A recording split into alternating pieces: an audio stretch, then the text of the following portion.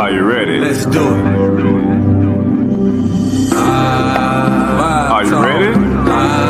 This live Are you talk. ready? Live Are you talk. ready? Yes, sir. Are you ready? Hey, greetings and welcome to Live Talk. I am your host, Arthur Jeremiah, alongside my co-host today, Minister Samuel. Hey, welcome back to Live Talk. All right, as far as the spiritual ambassador, he won't be joining us today, or he'll be joining us a little later. But we're gonna get right into, before we go into anything, we're gonna go to our general statement and our disclaimer. General statement. Live Talk is proudly powered by TBS Goodwill, Builders of the Highway Foundation, and Men of Purpose. Together, we're bringing about awareness to the everyday challenges facing individuals, communities, and our nation. We tell our stories, listen to yours, and always respect different perspectives. Want to share your voice? Email us at livetalkorl@gmail.com to be a guest, or if you would like to contribute to our mission, purpose, go to livetalkorl.com to give a donation. Disclaimer. Information provided during this event and others to come does not constitute the official opinion of Live Talk or its affiliate entities. It is strongly recommended that viewers seek independent expert advice regarding any topics discussed, as legal requirements differ significantly across jurisdictions and are subject to frequent changes. If you have questions or concerns, you can always email us at livetalkorl@gmail.com, or you can DM us on Facebook and or Instagram at Live Talk Orlando. All right, family, we have to get that out of the way. Minister, how are you doing, my brother? I'm doing good for a Saturday morning.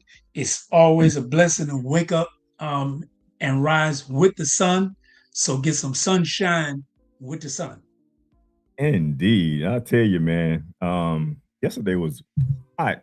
It gave us a sign of what we're going to expect this summer. So get ready for it, because we're here in Florida. So It's definitely coming. right. It's coming, right? So I'm having a wonderful day, and I look forward to this show today because this is a topic that we oftentimes don't talk about. So I look forward to the show today. So let me just give you the rundown of the show today, family. First, we're going to have the minister word of today. Right after that, we're going to go to a short commercial break.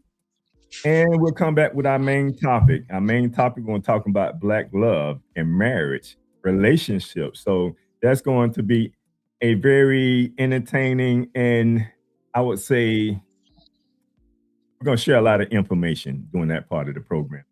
Right after that, we'll go to another commercial break, and we're going to come back. We're going to continue with this topic. Today, we don't have the spiritual ambassador. Normally, we'll transition or we'll shift gears during that time, but we're going to continue with this topic. And then we'll end with a motivational quote or reading from the host. So with no further ado, Minister, what is the word of today? Well, the word of the day for April 2nd, 2026 will be dating. Based on our topic, our word today is going to be dating. And dating can be defined as a stage where two people get to know each other, explore mutual attraction, and assess whether they want to pursue a long-term relationship together. Dating can be the activity of going on dates, especially in the hope of finding a partner. It is an activity of spending time together, usually through planned social encounters with the intention of getting to know each other, often with a romantic or intimate purpose. And a note to be mentioned is that there are multiple types of dating, such as casual, exclusive, and online, to mention just a few of them. But for example, casual dating can be, to begin with, is generally low pressure, non exclusive interactions focused on fun and getting to know multiple people. Whereas exclusive dating is a stage where partners agree to focus on each other, often preceding a committed relationship, compared to things like online dating, which is meeting potential partners through digital platforms, allowing exploration of multiple connections before an in person interaction. Some synonyms are romance, courtship, going out with, escorting, and socializing. So the word of today, dating. Right. Dating. Pretty sure we're going to talk a lot about that today. So we thank you for that word of the day, Minister. We're going to go to a commercial break and we'll be right back. At NOY Store, we bring culture, style, and wellness all in one place. Explore our collection of cultural apparel designed to inspire and connect. From t-shirts to polos, boldly tell your story. Need guidance on your journey? Check out our books written to inspire and support your spiritual, personal, and community growth. And give your body the care it deserves with our health and wellness products like natural toothpaste, soothing body butters, and more. We're always adding new products to empower your life so you can live with purpose and style. Visit noystore.com today, where culture, wellness, and inspiration come together. Shop at NOY Store.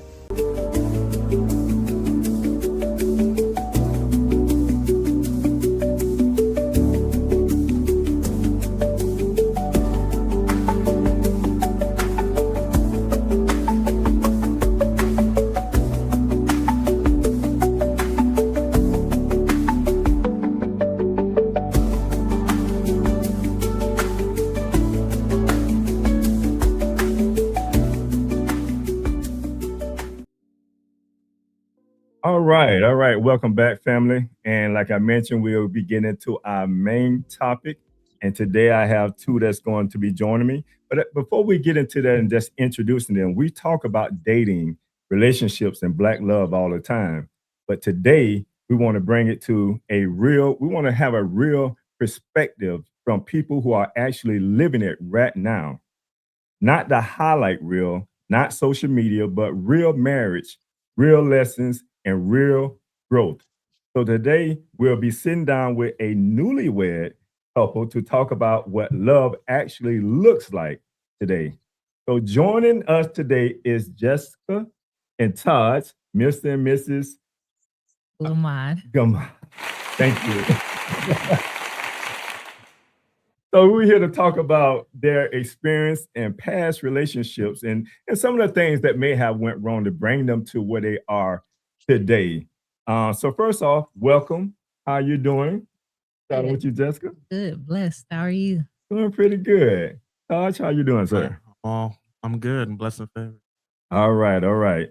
So if you don't mind, just to break some ice, tell people a little bit about this. Well, my name is Jessica Glamad.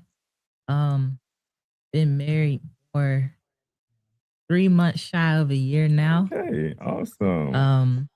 I have a private business, and I also do administrative work for a installation company. And I like to serve Yahweh. Oh, all right. God-fearing woman. Go ahead, Todd. Say a little bit about yourself. My name is Taj Glamad, Mr. Glamad. Been married, like she said, almost a year. We've been together for like 3 years now, going on 3 years. This is gonna be our first year anniversary coming up. I drive for Lynx. I'm a motor coach operator, and through that, I've get to experience different types of people all throughout my day. And one thing she left out, we do have our own podcast, the Open Book Podcast. Oh, that we Oh, have. So we okay. do drop episodes every Friday, and we see one every week. It's called the Open Book Podcast. Open Book Podcast. Make sure y'all tune into that. Is it on YouTube It's or on YouTube. YouTube? Okay. Let's make sure we make a note of that. The Book Podcast. Open Book Podcast. Awesome. Awesome. I'm pretty sure y'all talk about some hot stuff in that. Yes, sir. Hey, that's all good. All right. So let's start simple. How did y'all meet? We might have two different variants of the story, right? Tell me how did We y'all met meet? on a dating site. We met off of Facebook dating. Okay. Okay.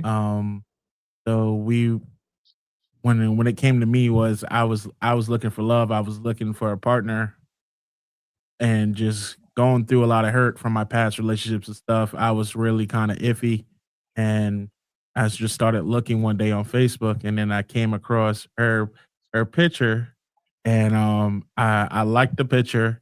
Then I waited for a response. I wasn't sure if she was going to respond, but one thing that drew me to her is her relationship with God. Mm, okay. And through reading her bio and stuff, I really saw that she had a relationship with God. I like things that going to the gym and stuff like that. All those things drew me to her. And when I clicked on her Facebook after we started talking, and I saw the food and everything, so I was sold out. Right. Hey, that's how it is sometimes. That's good. I'm pretty sure it's somewhat similar, but Yeah, pretty much what he said. So he messaged me on Facebook dating. So I was kind of like at the point where I was kind of like tired of like dating apps, but like mm, nowadays we're like in such a social media world. right. People don't really like approach you in person anymore. And so I was just giving Facebook dating a chance. I had actually just got out of a relationship about 9 months prior before meeting him. And the guy that I was in a relationship with, I ended up breaking up with him. I found out he had a girlfriend that he Goodness. had hid. So I was Mm. kind of like done. But so when he messaged me, I actually was not gonna respond. Ah. But for some reason I end up responding anyway. And I seen on his profile that his age was younger than mine, but I thought he was older than what he was. And so I had asked him, I said, "Are you really 26?" At the time I think he was 26, right? At the time he was 26. And so he was like, "Yes." And I'm like, "Are you aware that I'm older than you?" And he's like, "Yeah, I like Nah, women as I was 25, trying to be 26. Oh, Oh, oh, that's what it 25, was. yeah.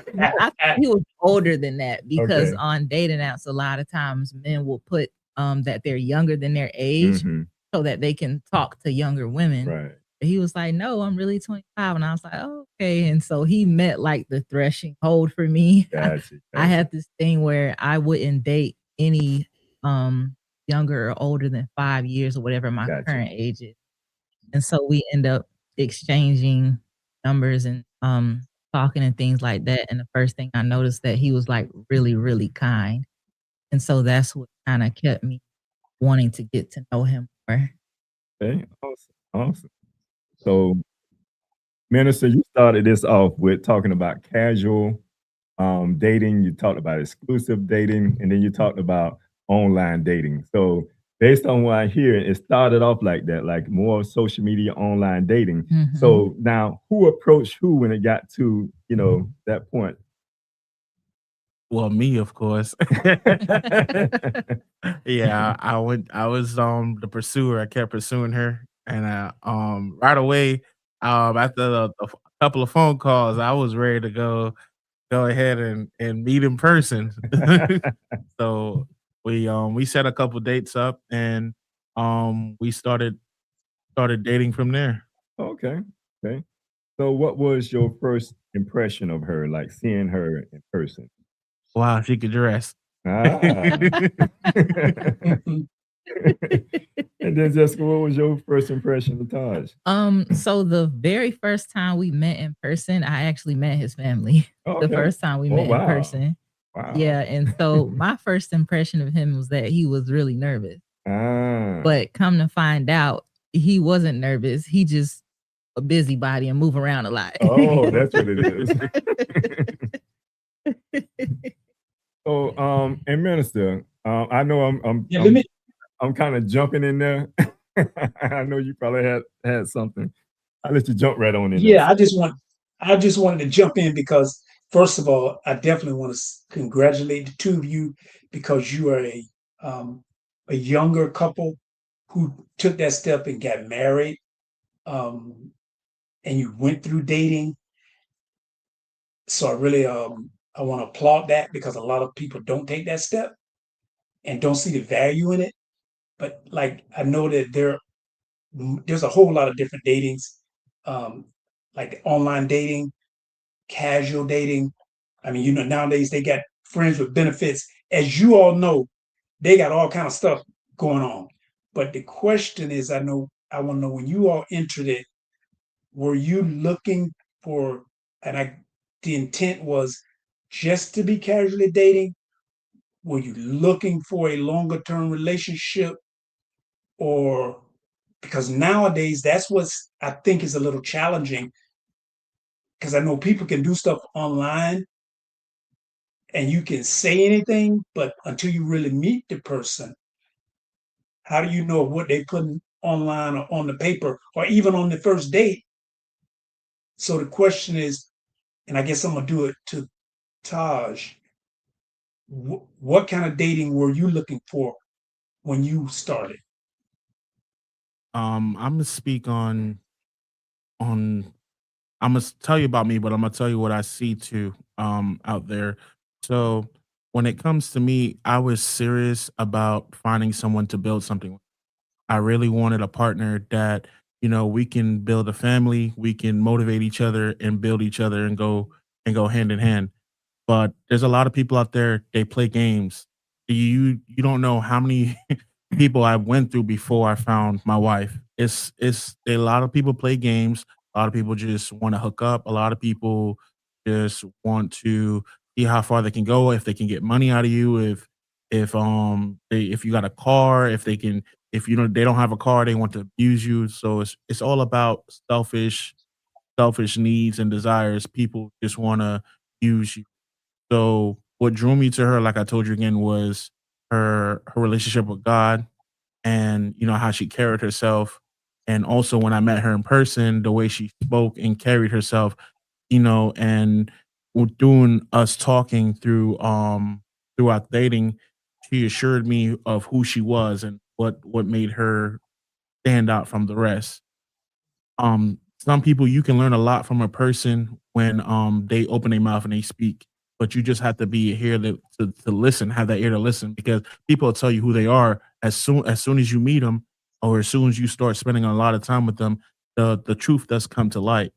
So you just have to be careful on who you choose.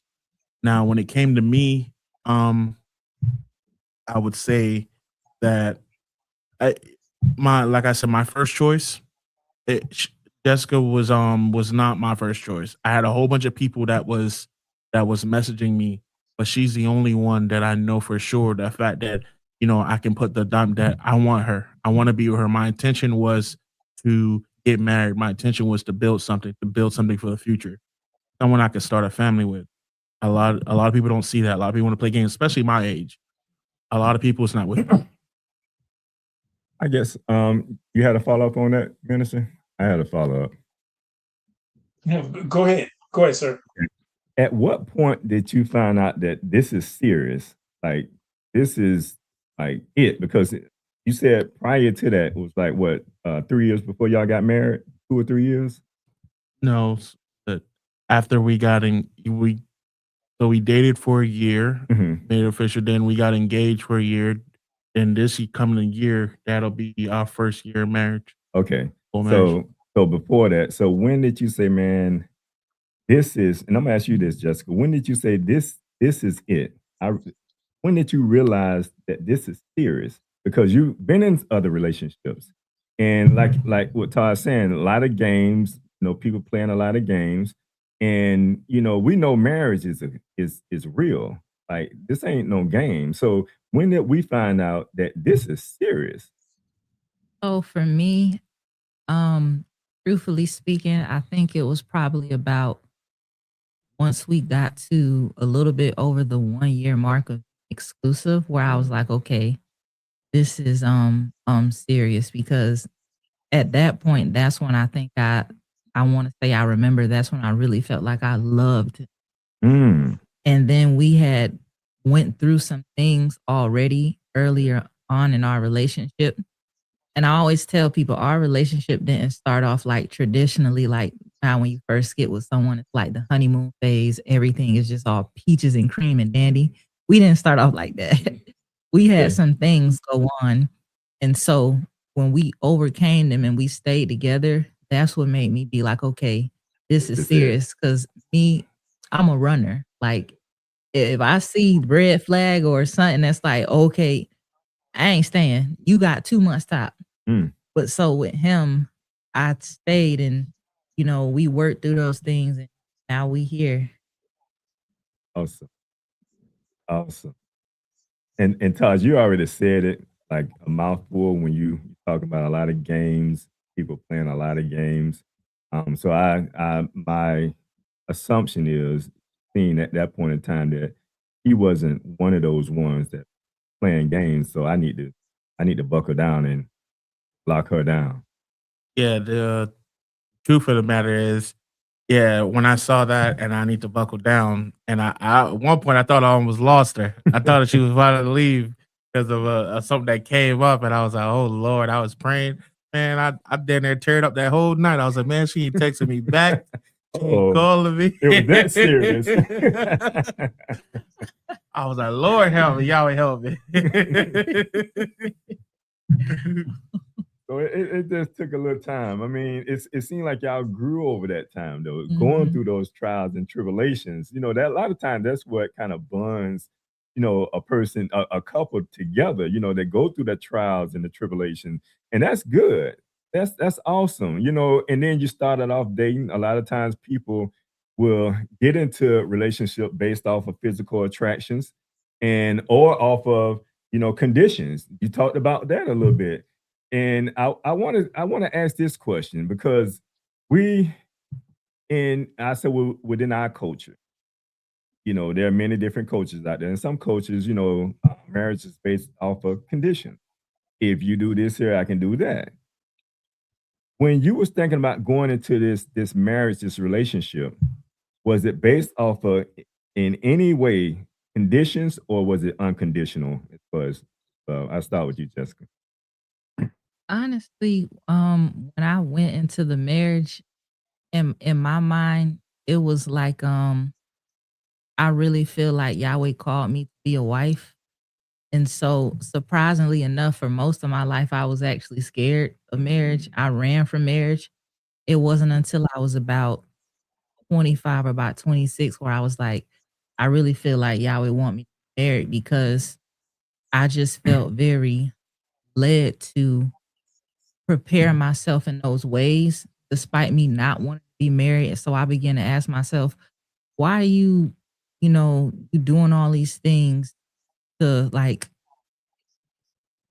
how can I say this? Like Try preparing to yourself for marriage and you don't want to be married. ah. Like it's just, So it's you going innate. through the preparation, you suiting yourself up, you putting the armor on and everything, and then you Yes. run away.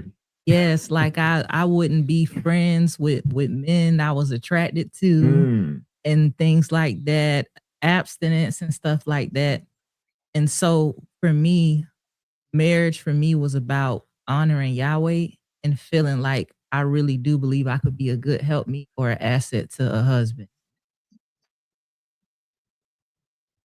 I And I want to say something because I hear you talk about God and how you bring Yahweh in, and that's a beautiful thing because I know I think a lot of people get married for the sake of being married and don't really understand that relationship between God and the marriage.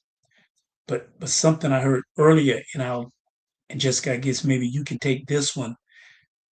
I know being in relationships, a lot of times we have trauma or we have history, and that can come into the relationship and affect the new relationship, but it can also be a way of building on it. Like how did that work with you in your relationship with Taj? Did you did you have any healing or trauma that you needed to deal with? Or like I heard you say you all went through some things. Um, like how did you deal with it, or was that not even a factor? So, I definitely had some trauma. Mhm. One of the traumas I had to do with physical touch. So I was actually molested by 3 people before the age of 18. And so I struggled with physical touch a lot. And when we were in our phase of getting to know each other, we talked about love languages. And one of the things that he said was his love language was physical touch. And I had told him, that's not my love language. And his response was, oh, so I guess I can expect to not get that from you. And I said, no, I wouldn't deprive you of something that you need, but I would have to work my way up into that. Now, I don't remember at this time if I had revealed to him situations about molestation and stuff like that. And so a lot of times, he would try to touch me, not anything like inappropriately, but it's like my body was interpreted touch without permission as violation. And so for a while, he used to believe that I was not attracted to him and I didn't like him because of that, even though I had already shared with him, hey, that's not my love language, but I'll work my way up into that. So now, I mean, things are much better now. Yeah. Yeah. But every now and then I do have to catch myself and be like, girl, this your husband. Right, Like you want to right. have a baby with him. So that was one of the things. And another thing that I can think of off the top of my head too was like control.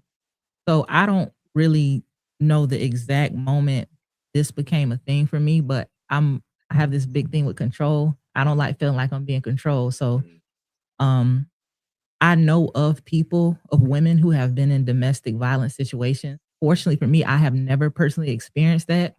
But one of the things that they always say that they noticed first was that the man was very controlling.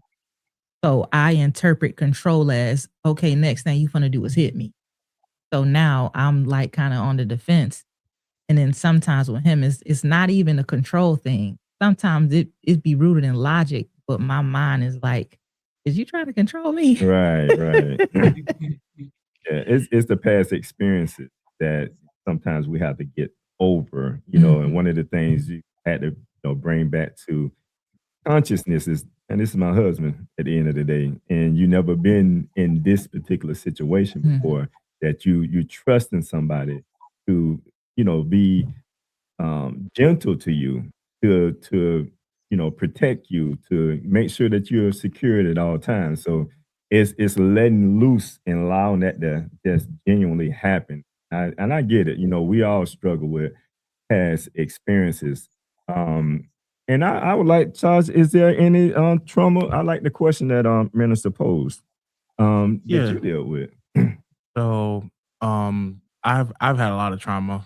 I've had trauma growing up. I had trauma, um, when it comes to dating. Imma start first. So, growing up, everyone, I had a single mother before I had my stepfather, and her way of trying to keep me sheltered, keep me safe, was yelling at me and hitting me for everything that she didn't want me to take to the streets. So she saw that as her only option raising a male child that she thought yelling at him and raging, trying to keep me out of the streets, Fear raising. fear They call raising. that, yeah. So, with me now, when I feel any woman raise their voice at me or like it come outside of your head with like, you know what I mean? Come outside of your head with, that's a trigger for me. It's a trigger, and I had a hard time figuring out that that was a trigger. I didn't believe in myself that I had that trigger, and then she would tell me, "Oh, you do get upset. You're not even listening. You just snapping." I was like, "Oh," and then until we went to premarital counseling because we went to premarital counseling before we got married, and We had to learn the love languages, and we learned our triggers and what triggers us and how to communicate. Because that's the main thing when you're in a relationship. You gotta learn how to communicate. But that, and then I had a fear of being cheated on. Hmm. It's a lot better now, but even with I gotta talk to myself in my mind, like when I'm at work, oh, that's my wife, because sometimes your mind, even though you prayed that thing away or you've gotten it, sometimes they come back stronger. Sometimes it tries that feeling, that urge, it comes back. So you gotta stay rooted in Yahweh and keep at it because you can't drop the ball as those type of feelings, those things come back. So I've been cheated on multiple times until I found my diamond here. Diamond in the rough. Okay. Taj, let me ask you, why you on that? Did when you came into, and just to say, I'm hearing that you all did a lot of the things right, because a lot of people bring their hurt and trauma into the relationship and don't recognize it, and then it makes it go bad. But did, like, with some of that, was Jessica aware? Like she said, she made you aware of hers. Did you make her aware of it, or did you try to deal with it on your own? Through counseling and stuff that we had, it was made aware because it was stuff that she was telling me and bringing to my attention. But at that time, as men, we kind of have an ego and we don't know how to bow down sometimes, especially coming from that part with my mother and dealing with the not wanting to take telling from women. So I had to put myself in a place where I was able to receive word from my wife because some that's my partner. If I can't receive her encouragement, her words, and her knowledge, um, then who else am I gonna? That's supposed to be my partner. So a lot of stuff that we experienced in the beginning, I brought all. We had a lot of trauma. We had a lot of arguments. I'm gonna tell you, we had a lot of arguments. We had a lot of disagreements. We had a lot of nights we was upset at each other. But I'm sure. we never brought it Right. outside of the house because we let no one in. None of our family knew nothing. We didn't give nobody no ammo or anything. Good thing. Because you don't want to take that outside because that's how others get into your relationship. And if somebody's single and telling you from a single mindset, now that can kind of just mess up your marriage Oh, and totally. I had to even cut some friends off because they were disencouraging me when it comes to things of marriage and things of my wife, and I had to cut them off. I had to let them go because I had a group of men that, well, just 2 men really, they were my friends, but I had to let them go. I had to make a choice between my wife and them because they were trying to encourage me in the things how I feel and just encouraging me off of emotion, basically trying to relate off of hurtness and trauma, and they wasn't trying to change. So when I started changing, it became a problem for them. So I had to let them go. I had to make some choices to change for the better. And I'm pretty sure, Jessica, you might have went through some of that same, choosing friends, choosing your husband over friends. Because that happens. If you were single and y'all, girlfriends hang out, once you get married, once you done told yourself, like, man, this is it, I'm finna do this. Um, a lot of times those around you in your previous circle may not Mhm. adjust to that. So have you kind of did the same thing in regards to that? So as far as friends, I actually, before meeting him or at the time when I met him, I had a lot of male. Okay. Um, they were platonic friends, so um, but out of respect for him, I did have to let some of them Go. go. Um, ones that I kind of felt like, they probably like me. So just out of respect. But as far as lady friends, I can honestly say that that is not something I experience with women. Like they don't try to encourage me to do bad things and behave like I'm single and knowing I'm married or I'm in a relationship that I'm taking seriously. But I just had to make sure that I was like being private, like when we're going through things, not sharing stuff with. And that wasn't really a challenge for me because I'm a private person Right. anyway. But that was just the biggest thing, just being a little bit more private. Yeah. Yeah, even with me, well, when it came to my friends, my guy friends, like this is before we weren't even married yet, but this I used to brag about just because she was doing so much. I was like, yo, she's different from all the other girls. And I would go back and tell them, yo, she cooking for me, yo, these wings taste good. And then they would get mad and jealous at me for no reason. I'm like, See? and then I'm telling them, oh, I'm gonna surprise her with this, I'm gonna do this. And then they're getting mad at me because their girlfriend getting mad at them for 'Cause they ain't what? doing it. Because they ain't doing it. I'm like, I'm just happy that I found me somebody. Right. So- I mean, to be young and to be as young as you guys are, in this day and age, when most people meet, they're not thinking about marriage or getting into or going to marriage. I remember when I first got married, and I'm gonna speak from a male point of view, and I'm gonna ask you from a male's point of view because marriage is serious. So when you thinking about like, it's almost like I would say it's equivalent, might be a little bit more. I'm trying to think, Minister, what to compare it to. Like almost like going into a mortgage sometimes. Like you have to think about this commitment. Like, did I sign this paper because I'm committed to these 30 years? Or, with marriage, I'm committed to this long term. Like, this the woman I'm gonna be with the rest of my life. Am I ready for this here? What type of fears you was going through? What was going through your head? I never had those type of fears like that. I tell you that the only fear that I did have is, you know, I'm like, Lord God, if I make this commitment, I may take this step with her. I said, please don't allow her to cheat on me or do anything. Cause I'm like, Lord, this will crush me. I don't know if I'll ever date again or ever get with nobody again. I told her, I said, this day work out, babe. I'll be becoming a monk, you know. Being vulnerable. Well, let me jump in because Jeremiah, you said something to Taj, and it's part of that. What I'm hearing is, being vulnerable, because being in a relationship, you really do have to let your guard down. And like how Jeremiah was, what you said about marriage, it is like a mortgage.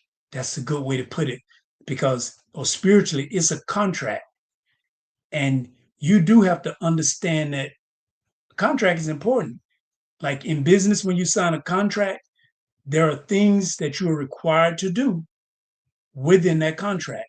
And most contracts, if you don't meet certain things you don't get certain things, or you can void that contract. And that's why I like with this show, we talking about Black love, especially amongst our younger people. They entering, at least what I see a lot of is because the world and social media can be a good thing, but what they portray in the hip hop culture, what you see on television, it's like a reality show. But then when I'm walking down the street and I'm looking in store, people are living their lives as if they're on a reality show, and it's not real. So for you all to be a young couple, um, look at it as a contract that you sign. Just it's a beautiful thing that you haven't had to deal with that, but because marriage is a long-term thing, it's okay to have girlfriends, but do be mindful that single girlfriends may not give you the best advice as a married woman, because they're not into that contract. They don't have anything that they have to honor.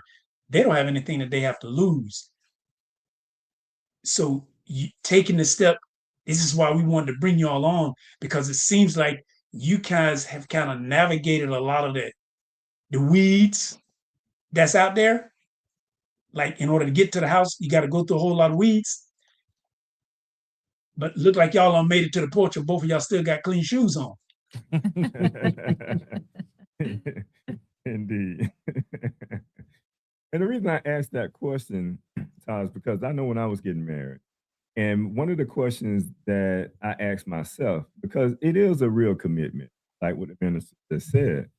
And I said, can I give her everything, all of me, which she deserves all of me? Can I give that to her? And that was one of the questions I had at the time, and I wasn't sure that I could do that. So I'm gonna ask you, as far as fear, what type of fears, Jessica, did you experience?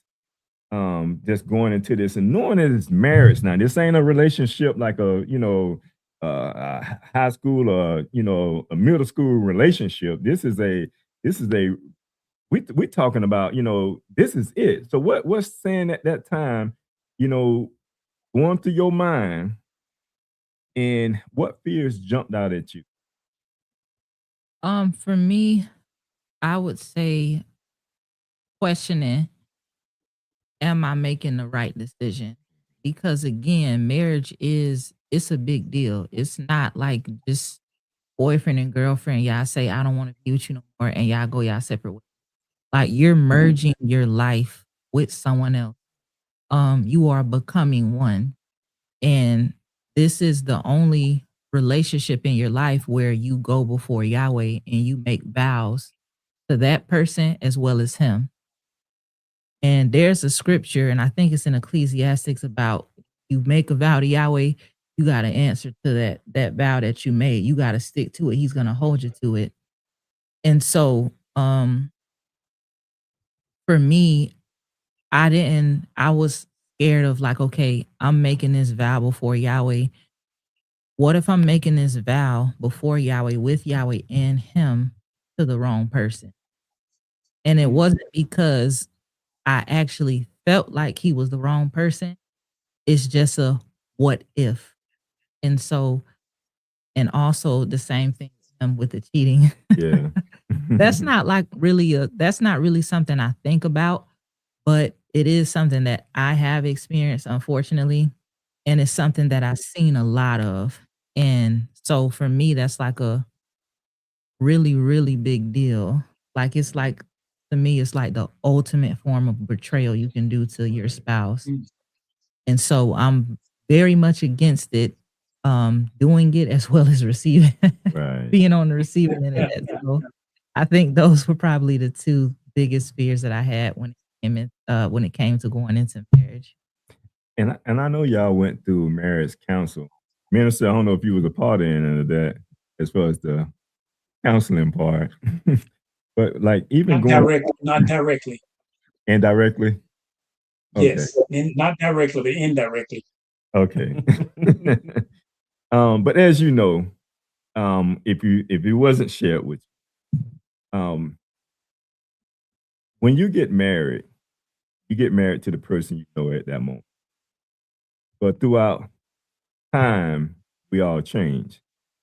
So that's a lot of that's why when they do the statistics, they talk about marriage lasting, 3 years, 5 years, 10. Oh, if you made it to 5 years, you guys are good. You made it to 10 years, y'all are great. Because we know people are changing. And in the beginning, because you talked about some things that you went through, did you have to change and grow, like to get to that point where now I can say I do? What changes did you have to make to get to that point, Tarzan? Start with you. I had to learn to humble myself. I had to learn, try to listen more and kill my ego because as men, we get caught up in being the man and just wanting to lead. But to lead, sometimes you gotta listen so you can know where she needs you to lead in, what area she needs to guide her in, and how to motivate her and how to keep the house in control. What is being asked of. And a lot of us, including me at first, I was only listening to part of what she was saying and I did what I thought was best. So it's really making and working together and doing what's best for both of us by considering the other party as well. As a lot of us only focus on self. Now a lot of us these days only focus on what's in it for me, but it's not you no more. You made a commitment. You're in a marriage, so it's about both of you.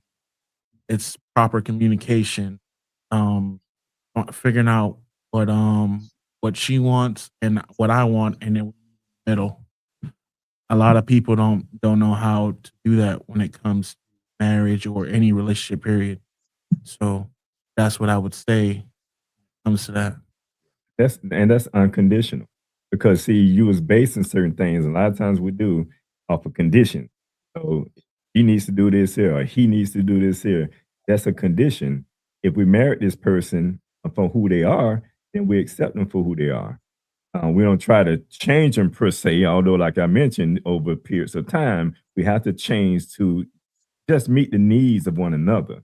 Now, I ask you the same question, Jessica. What did you have to change or grow into in order to get to that point to say I do? Well, one of the biggest things that I had to work on going from being independent to because although I had been in prior relationships, none of them were like really serious, and most of them were actually kind of short term. So I spent a lot of my adult life being single and not having to answer to nobody. So when we had, first got together and started getting serious, um, I would do certain things and I wouldn't tell him. And I didn't think that was it didn't occur to me that that was a big deal because I'm used to not answering to nobody. Right. And so that is something that he constantly had to point out to me. Hey, you're not a single woman. You operating like a single woman, like there's no one else here. It's not just you anymore. And so that was a real challenge for me. It was a real challenge, but I can say that I'm much better now at Yeah. it. Yeah, because you talked about control. Yeah. That was one of the experiences. That was one of the things that you went to as far as trauma. That you had to get past. You're probably still dealing with that now. I'll say, oftentimes we deal with certain things from the past as far as trauma, and we think is over with. We think it's done until moments occur, and boom, it pops right back up. And sometimes you won't even know it.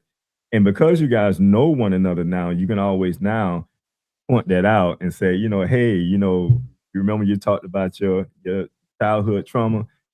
You, right now you're expressing that at this moment. Mhm. And I think that's the good thing about it as well. Go ahead, Yeah, Todd. when I was thinking about, I even with me, I had a little bit of control in me too. Wanted to control everything. I even kind of broke it down. The Lord was brought it to me, and I broke it down. I broke control down in three. I broke down passive, emotional, and direct.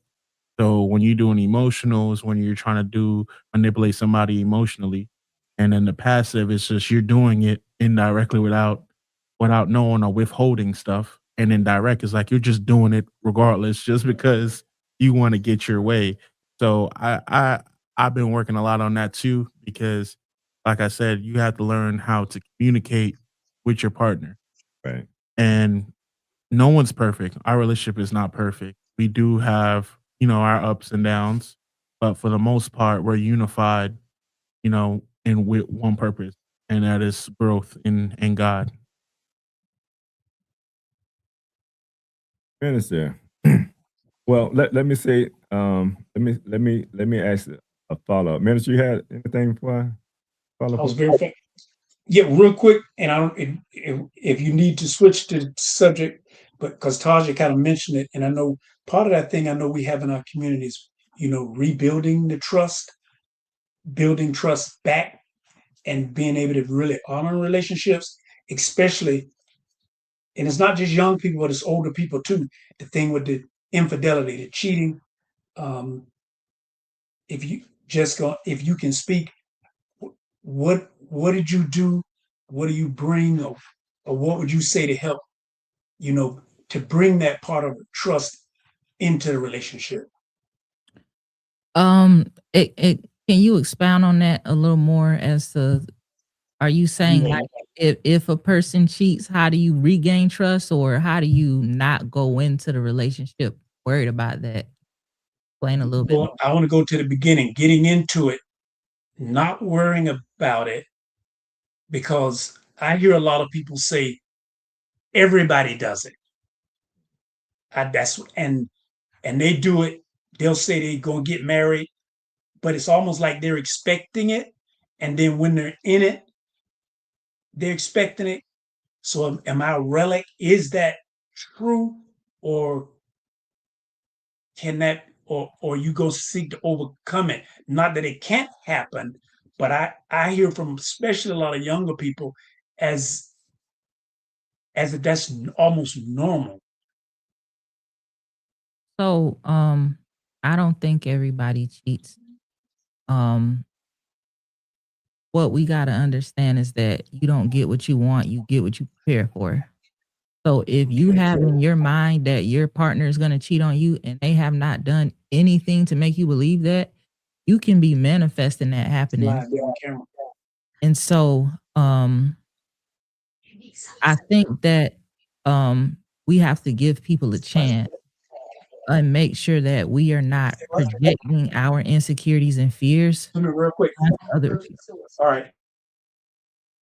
Right, so we have to make sure we're not projecting our insecurities and fears onto other people. Again, I don't believe that everyone cheats. I think that's a very dangerous mindset to have, and we have to be careful about who we're listening to. There's a reason the scripture says to keep thy heart with all diligence, because out of it flows the issues of life.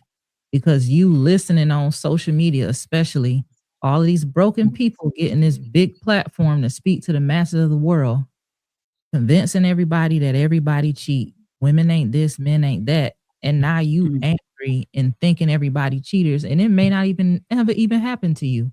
But because you keep feeding that into your heart and your mind, now you're going into every relationship jaded for no reason. And so I just think we have to be very intentional and mindful about what we listening to.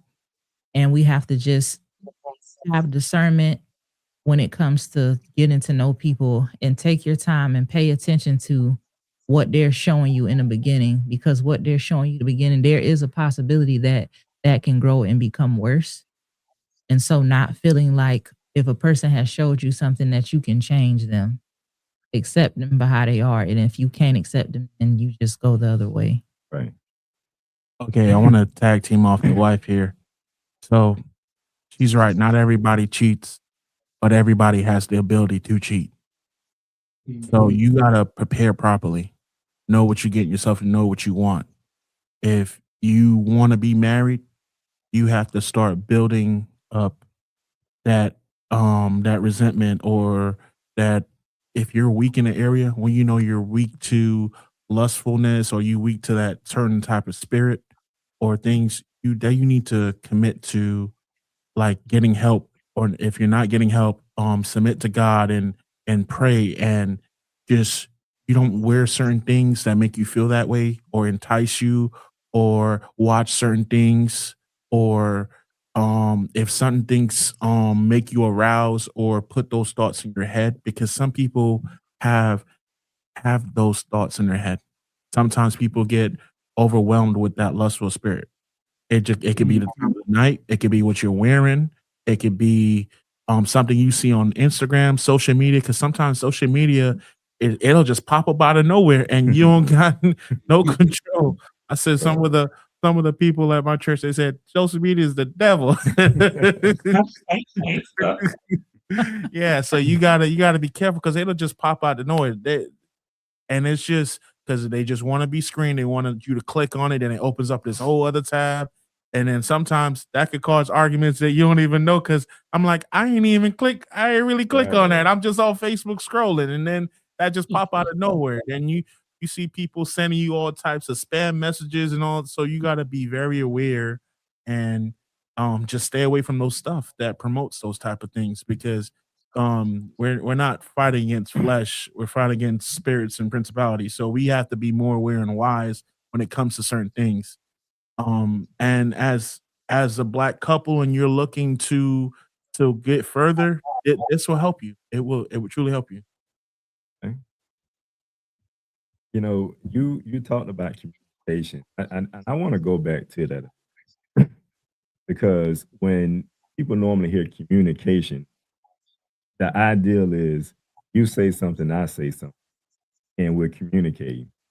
But that's not true communication, depending on how it's coming out, because you can be speaking at me, not to me, right?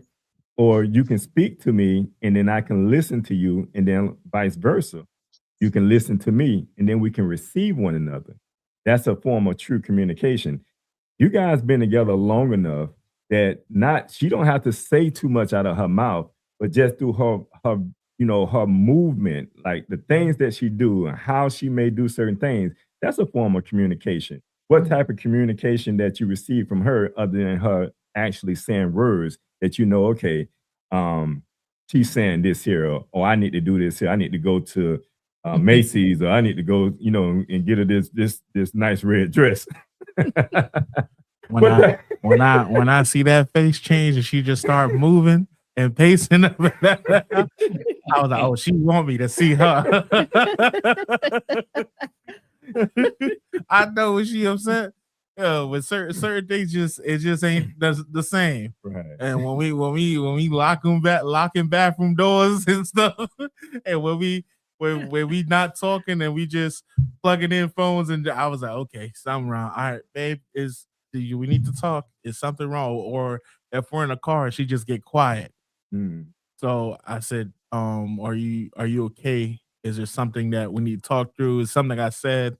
Is there something that I threw off? Because you have to figure out the reason. Um, I had to learn this because in the beginning, when she did like that, when she operated like that, or she got upset in that way, I used to get upset, and it was like we were bumping right, heads, right. and I was like, I understand, it's a relationship and, one of us has to give, but at the same time, I'm the man and, Yahweh called me to be the leader. So when it comes to loving your wife like how Christ loved the church, it's a difference. It's called sacrifice. You got to sacrifice a lot in your relationship. When you want to communicate, you got to sacrifice. So with me now, what I do is I said, "Hey, baby, is there something I did wrong?" And if she doesn't want to talk in that moment, I let her calm down and then we talk it out. Or well, I'll bump her and we'll start laughing and then we'll go into where we're both in that we're not angry, we're not upset, and then we can talk it out. But if we're both at here and it's no peace, and then it throws off the entire week. One day can throw off your entire week. And I experienced that at the beginning of our relationship where we just couldn't understand each other. I'm like, man, like why God, like why is this happening? And I used to be like, I'm like, man, this just keep happening. We going back and forth, and I'm like, man, until like I really just sat down and I was like, you have to show you have to show her love. So in the midst of that, I still have to be meeting her where she wants to be nurtured. She wants to be loved. So I gotta meet. It's okay for us men to be vulnerable. A lot of men don't want to be vulnerable, Right. and that's what sets certain type of men apart from the rest. You don't have to be aggressive all the time. You don't have to be. You can leave that worldly stuff and pick it up at the door when you're going to work and stuff. But when you're in your home, you're supposed to be at peace, and your wife and your family need you. You got to show up. And that kind of lead me to one of the things I was gonna say around men. Men don't cheat. Jessica, men don't cheat. That's right. That- Men That's don't right. cheat. Men don't cheat. And just like women don't cheat. That's right. So we have to understand that, because when you find the attributes of a man and understanding that, see, you should be able to see Yahweh in him.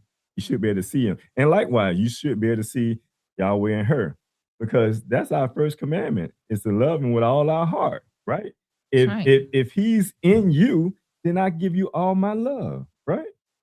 And that's what it's all about, when it comes to marriage, because we know who we're truly committing to. We're committing to the Most High, That's right. and I need to be able to see him and you, you know. So that's one of the things I want to kind of touch on, and I want to leave that with our audience as well. When you find you're a real man, you ain't got to worry about him cheating on you. You find you're a real woman, you ain't got to worry about him cheating on you. But we're gonna go to a commercial break, and then we're gonna come back. We're gonna complete everything because I want to stay right here. But we need to take a break, and we'll be right back. What do all these people have in common besides a beautiful smile, healthy teeth, and gums? They all use Zadi toothpaste. Zadi toothpaste is made with all natural ingredients. Zadi toothpaste is fortified with moringa and baking soda. Zadi toothpaste is suds-free, making it an excellent choice for kids. All natural, fortified, and suds-free. Get yours today at noystore.com. Because Scott & Associates always treats me like family, I refer my family to them. So when preparing for my taxes and I know exactly what to bring in coming in, it makes the process so much easier. Anyone should hire Scott & Associates because they are professional, respectful, and very knowledgeable. And with all of my heart, I can always count on them.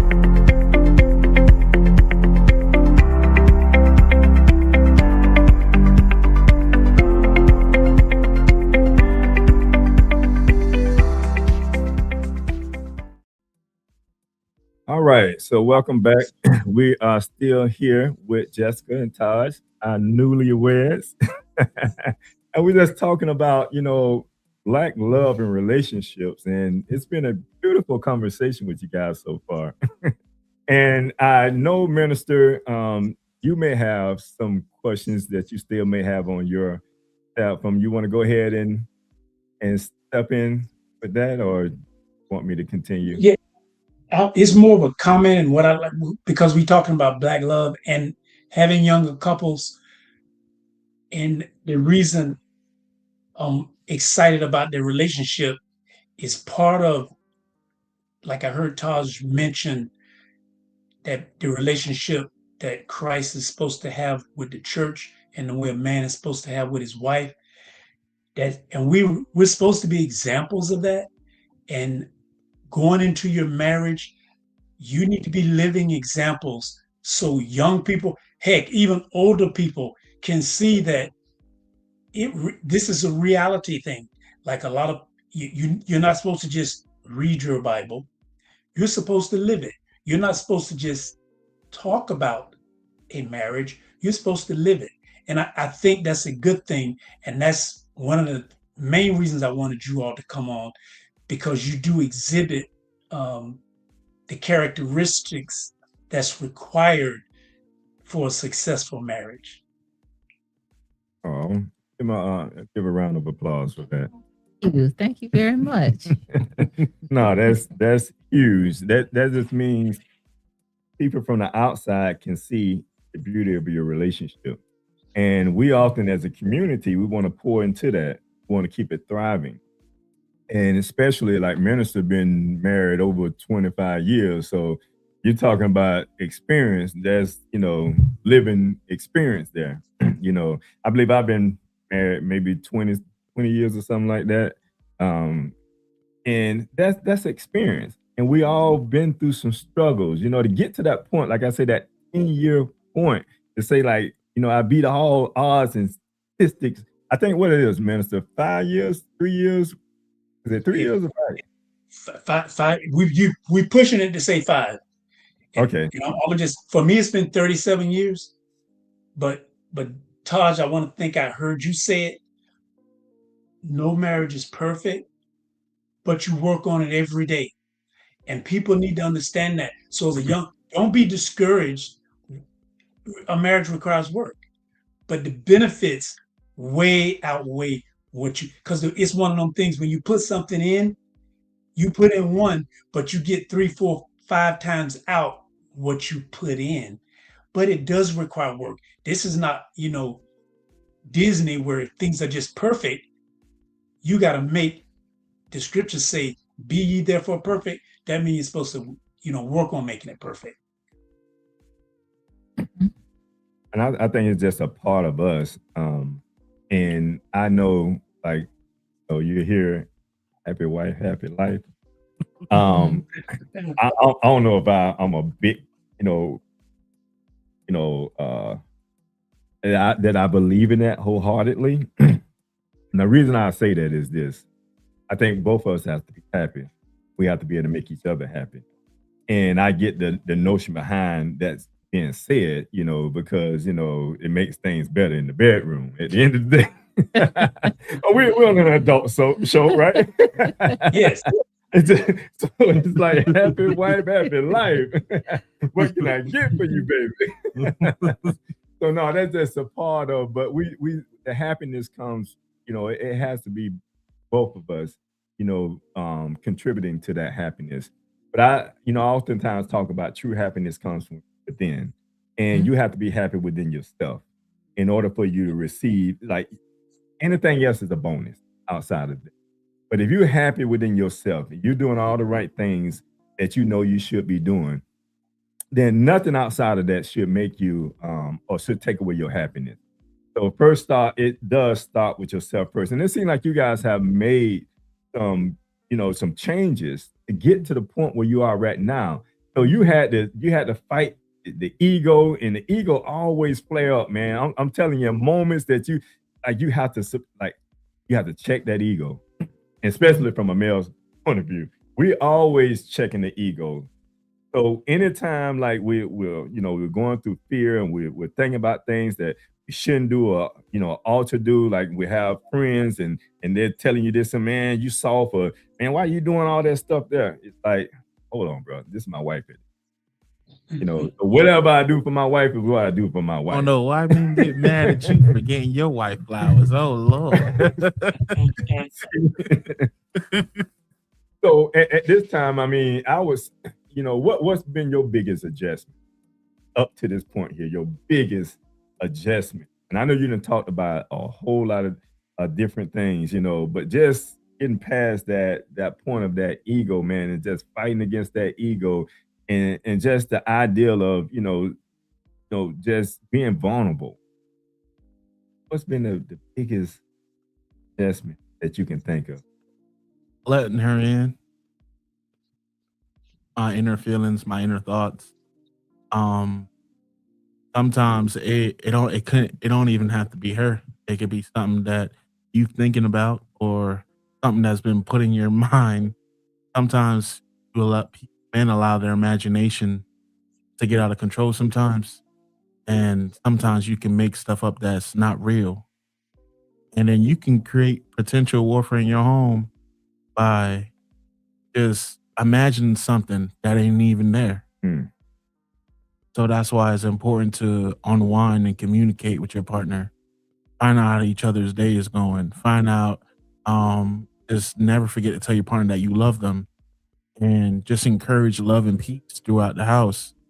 You know, I'm blessed. I have a wife. We worship together. We pray together. We go to feasts together. We do almost everything together, and our bond has gotten stronger. I can't say that we didn't have a rocky start. Lord, no, we had a rocky start. Sometimes she be making me crazy, man. Be like, "Oh Lord, this woman." Gotta take a stop moment, right? Yeah, I had to take a woo-saw moment, man. I think we all need to take those moments at times because anger can flare up when you're dealing with the opposite. As we have our own individual mindset and what we want, and that's the biggest thing when you invite person in your space, I would say, and things are not going the way that you used to. I used to do things before that person came into your space. But that's the part of telling that, allowing yourself to understand that it's just not about me anymore. I brought this person in and I want to also care for this person as I care for myself. But that's one of the what scripture say as well. Oh, one question you need to ask yourself is what your partner's asking you. Is it too compromising? Is it too much to give them what they want? It's sometimes it don't really cost nothing to meet her halfway, because we tend to get caught up in our ego, caught up on ourselves, and like, but this is what I want to do. But it's been about you for a while. It's time to. How about both of you get something out of it, you know, and that's the way you can keep peace in your home because a lot of warfare, your biggest enemy is yourself. A lot of people don't see that your biggest obstacle in life is yourself. When the Lord telling you to do all this other stuff, He first tell you to deal with yourself. You can't judge other people and put point fingers at other people without first dealing with yourself, dealing with your insecurities, dealing with your heart, dealing with you. And true love comes from, dealing with yourself. And then now you can then share that love and it can illuminate through you and your partner. And that's scripture. So when it's saying that the first commandment is to love the Lord thy God with all thy mind, heart, and soul. But the second is like unto that, thou should love thyself. Thou should love thy neighbor as thyself. But the part of that is loving thyself. Because you can't love nobody until you love you. So because you won't know how to love her if you don't love yourself. So, we have to take that step by step, understanding that that's scripture. That's what we follow as God-fearing man, God-fearing woman. How guys support each other emotionally? Those times occur. I don't support my husband emotionally. Well, first by seeing what he needs from me specifically, because I think sometimes we will help in the way that we want to, instead of the way that our partner is telling us that they need help. And so if he's going through something or he come to me and he's like, babe, I need to vent. Okay, babe, I'm going to sit there and listen and I'm going to allow him to vent. Because what he said was he needed to vent. He didn't say he needed advice. He said he needed to vent. Then I may ask, are you venting or are you seeking for advice? Whatever he says, then that's what he gets. And two, it's also just about knowing him. Like I can, just like how he was saying with me with my body language, I know when something's off with his body language too. If my husband not quiet, I'm the quiet one. He not quiet. So if he's quiet, he either deep in thought or something bothering him. So I'm gonna ask, hey babe, you okay? How you feeling? How was your day? Are you upset about something? And then he'll usually open up. And if he doesn't want to open up, no, babe, I'm okay. I'm just gonna play my game or do whatever. Okay, babe, you need anything here? So just making sure I'm giving him what he needs in those moments and not necessarily what I want to. Because going out in the world, we know we're gonna deal with mess every day, especially going on. Like you say, you drive link bus, you dealing with a lot of different mindsets that's coming onto this earth. Yeah, So, it's just not mindset, it's spirits too, man. Right. All this type of stuff. I was just telling my pastor this morning. I was like, Pastor, I don't know how you do it on the pulpit because if you be feeling all these spirits, I was like, I feel it when they get on the bus. I was like, they be driving me crazy. now I ask you the same question. How do you support emotions? Just likewise to what she Okay. says, but I know the main thing she likes when she's feeling down, she likes that closeness. So she won't want to cuddle or she want me to hold her or comfort her. Or my one of her love languages receiving gifts. I would go get her some flowers and a gift, and I would try to surprise her and try to make it up to her and kind of really lessen her load. So things that she would normally do, I would take over to give her that time to recuperate and get back into feeling herself. Now, I'm gonna ask you this here. Menace, you had anything? Yeah, I did. I wanted to put this one in there for both, and I guess I can start with you, Jessica, because you oftentimes people say that the reason they don't want to get married is that when you get married, things change or they change. Now that you are married, is there any truth to that? Did it change in a negative way, a positive way? But people say that. Now, I don't know if they married and theirs changed, but I hear it. Now that you are there, what would you say about now that you're married? Did it change? Yes, some things change.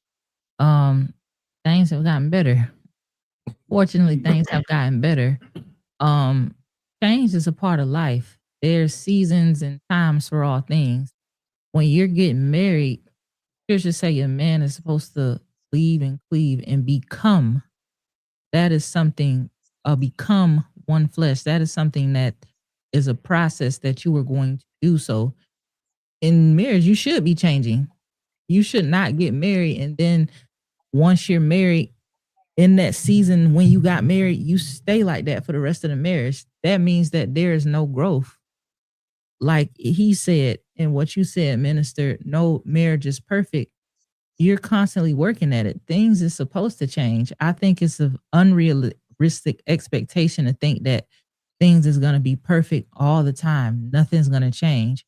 What if there's a death in a family and your spouse goes through a season of depression? Are you going to leave because it changed and it's not the honeymoon phase no more? That's unrealistic. So, yes, we experience change. Like I said, it's been for the better. And then, of course, there'll be seasons where it won't feel so good. But at the end of the day, we made a commitment to one another and a covenant between one another and Yahweh. And so that's what we're going to stick to. Tag me in, babe. Tag me in. Okay. All right, here we go. We tag team with this one. All right. I like that. So most people that you hear that say they have issues once they get married, those come from you not taking care of the issues before you get married. Mm. So when you have you don't know each other triggers and you don't take time to know each other and you don't take time to deal with family issues, family problems, you don't take time to deal with each other's problem and not really figuring out who your partner is. Once you get married, it amplifies.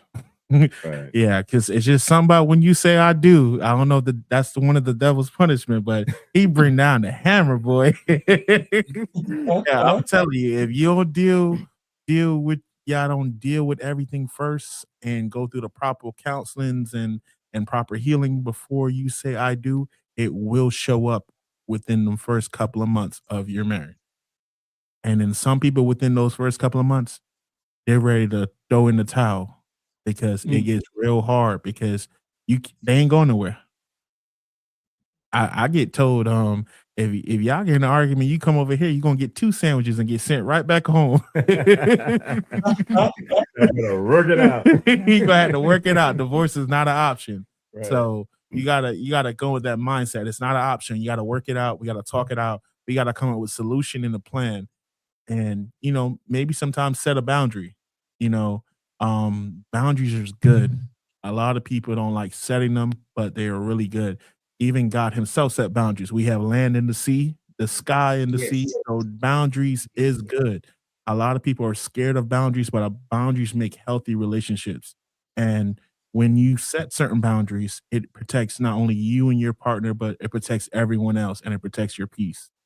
So you have to first deal with those insecurities and those stuff first before you get married. So you cannot experience those warfare. But if you're already in it, just keep pushing through. It'll get better. You know what? I think you answered the question that I was.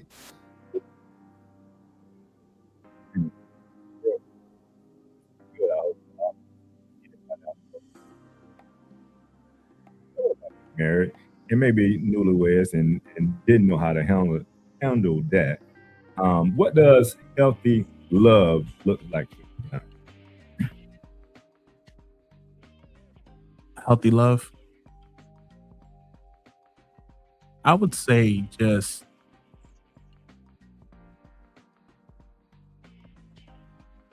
healthy love is I would say it's abundance of love, endless. I would say that um love is patient, love is kind, love never gives up, and love is everlasting. So if your love does not fall in those fruits of what the Lord has given us, then that ain't truly love. We got to define what is love and lust, because lust can lead you to be attracted to somebody, but once that those type of emotions and feelings disappear, and there's no love there and there's no connection, everything disappears. Well said. Well, we coming to the end of this program, and I give you guys the last word. What do you want to share with anybody out there that may be thinking about getting married, newlyweds that you found out, in your marriage that can probably help them benefit? I would say kind of just what he said. If you're considering marriage, do the work on yourself first, because once you get married, you're gonna have to deal with your problems and theirs. And so now you got double the problem. Another thing I would say, of course, you got to keep Yahweh at the center. Mhm. Like, somebody may say that's cliche, but no, I am telling you, you got to keep him at the center of your marriage. And if you don't have a relationship with God, the Most High, I would suggest establishing one before you enter into a covenant with him and somebody else. And thirdly, the last thing I would say is seek wise counsel. The scripture says, in a multitude of counselors there is safety. That's some truth. That is very true. We have counselors still to this day. The people before we had premarital counseling, we had counselors. Right. And now that we married, we still have those same counselors. And just make sure that whoever those counselors are, that y'all principles and foundations align, because you don't just want counsel from anybody, because their counsel may lead you astray and cause more damage in your relationship. You have to make sure that y'all principles and foundation and things like that align. Preferably rooted in God. Yes, indeed. Minister, want to sign off, sir? Yeah, I just want to say this because I'm an eternal optimist when it comes to marriage, because I'm a big promoter of marriage. So far, I hear, because we hear this stuff, but I like to be positive that there's no good men out there. Well, guess what? Jessica found her a good man. That's right. Taj, he found him a virtuous woman. So all you have to do is seek, and ye shall find. That's right. Indeed.